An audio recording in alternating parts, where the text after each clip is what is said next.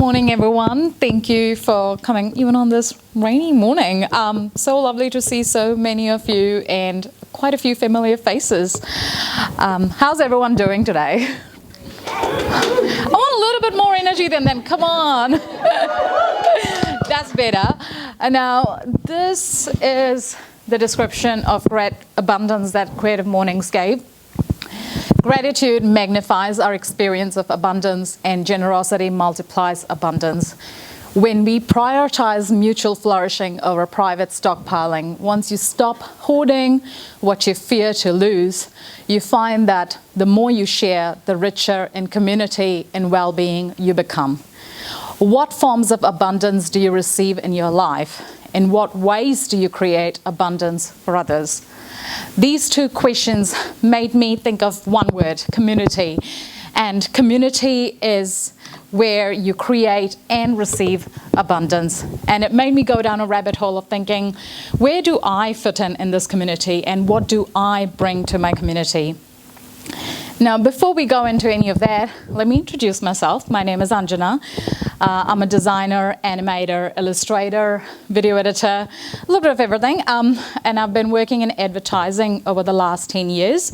Over the last year and a half, I've moved to startups and trying to figure out where I belong in the startup ecosystem in New Zealand has helped me realize even more the importance of community and giving.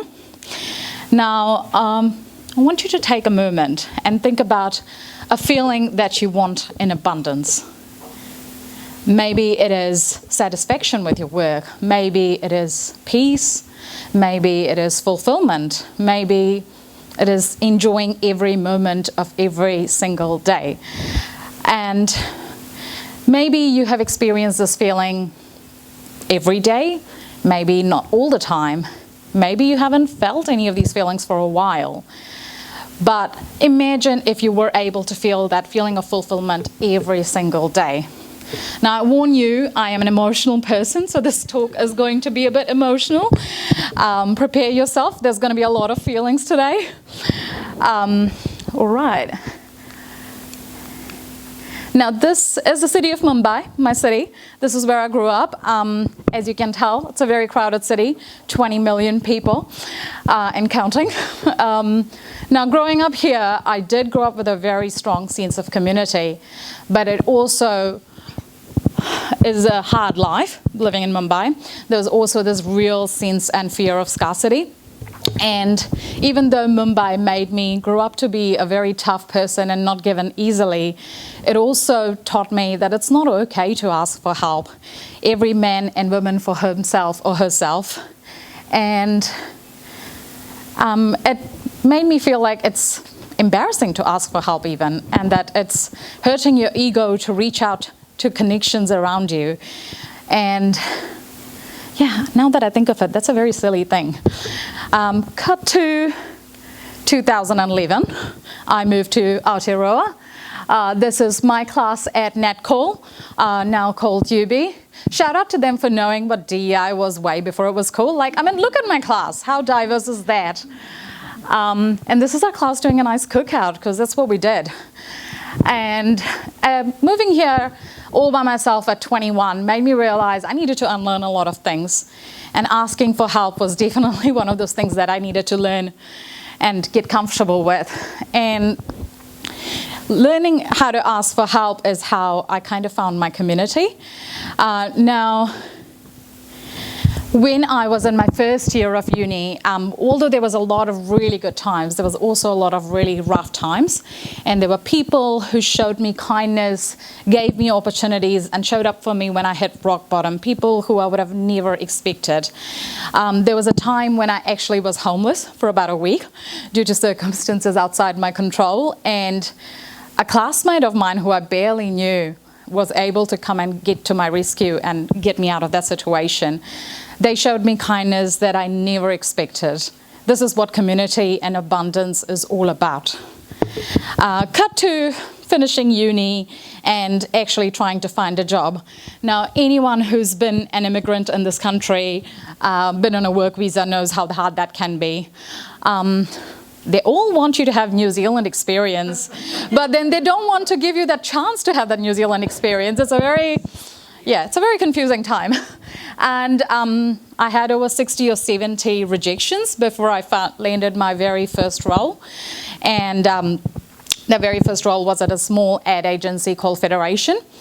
And my boss at the time, Jeremy, our creative director, he showed me that no matter where you start, no matter where you come from, you are capable of greatness. And he actually made sure that I understood that I was capable of it too. 10 years into advertising, I was finally frustrated with advertising when I reached out to Jade. Shout out to Jade right over there. And I was depressed seeing instances of misogyny and racism and tired of working for corporate. But Jade taught me how to stand up for myself and clear the barriers and make way for everyone who comes after me too. So shout out to Jade and a clap. Can I have a round of applause, please? Ooh, what? Okay. And after when I entered startup over the last year and a half ago, anyone who's been in startup knows it's a very new industry, and it's not an ecosystem that, tall poppy syndrome in New Zealand. Not everyone likes to talk about their accomplishments, and so when you enter an industry like the startup ecosystem in New Zealand, it feels very confronting. I was overcome with imposter syndrome. I felt like I wasn't cool enough, I wasn't smart enough for startups, and Alina and Storio, does anyone know of Storio in here? Yes, quite a few people. She interviewed a lot of regular day-to-day life people and shared their stories on Storio, and that made me realize, actually, I am capable of a lot of giving, a lot more than I'd like to admit. And yeah, seeing those stories made me realize, actually, I need to start building and building my own communities and finding my people. And that is how I started Mumbai Coz & Co, vegan, allergy-friendly food pop-up. I started with my husband, who's standing right behind. Shout out for him.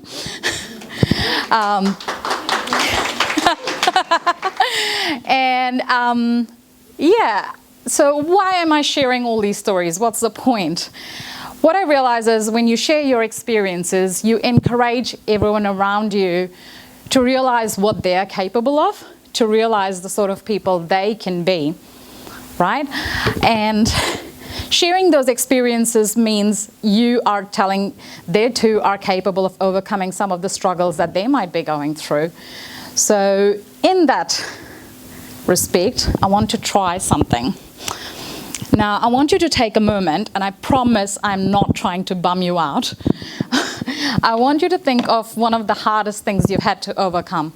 It can be something related to work, to life, addiction, drinking, or anything else. Just think of it for a second. What were the feelings you had in your head?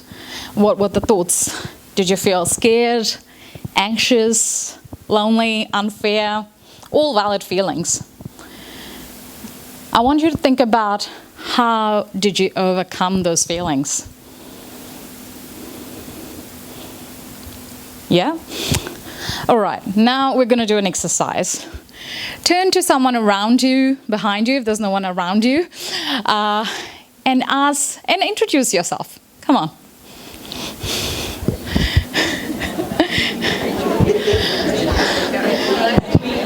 Get to know their names. This is very important.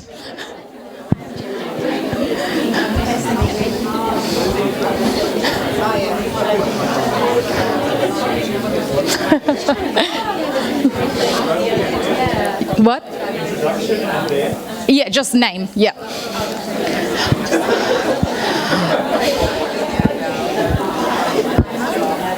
All right. If you've gotten to know each other's name, remember that. That's important. Now to the next part. Imagine if they're going through the exact same hard thing that you are going through, that I asked you to think about. Imagine they're going through those same hard feelings, those hard emotions. What advice would you give them to overcome that hard time? What advice, what tools can you empower them with to help them get through those challenges? Think about that and now share. I'll give you a minute.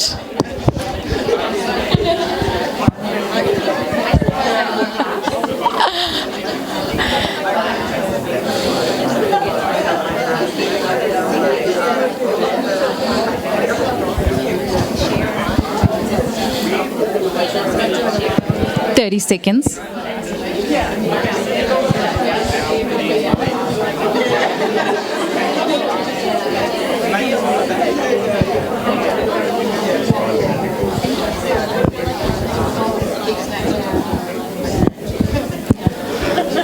All right. We'll wrap that up. How is everyone feeling? Good. Good? Yeah. Great. Putting a name and a face to these thoughts and emotions is a very powerful thing. These emotions have a powerful to change the trajectory of your life. Knowing that you are capable of overcoming some really hard things, not only is it empowering you, you're able to empower someone else going through something similar. And we all carry this unique perspective, right? But why do we not do more of this? Why do we not reach out for help? Why do we not we're all willing to offer help. Why do we not do it? It's because we think we're not capable of giving. I certainly am responsible for thinking that many times, thinking that I do not have anything valuable to contribute. But we're all unique people. We all have unique and valuable perspectives. And you have no idea, but something you share can affect someone and radically change the world, and you won't even realize it. The lesson behind this activity is very simple. It shows us that we all have the power to change the direction of someone else's life who we care. So I hope from this activity you get to know each other a little bit more. Hopefully after this talk you'll hang around and try to get to meet that new person that you've just talked to and get to know them a little better. And I want to leave with just one message, which is, where's the clicker? Ask for help, reach out, make those connections. That is what community and abundance is all about. The more connections you make, the more opportunities you create to give and to receive abundance. As human beings, we are meant to connect. And so let's do that. Let's ask for help. How about that? And I love making new friends and finding my community.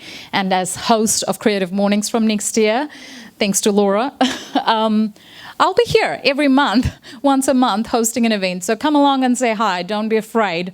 And make those connections, even with people you barely know. You'll be very, very surprised, I promise. So that's me. Thank you.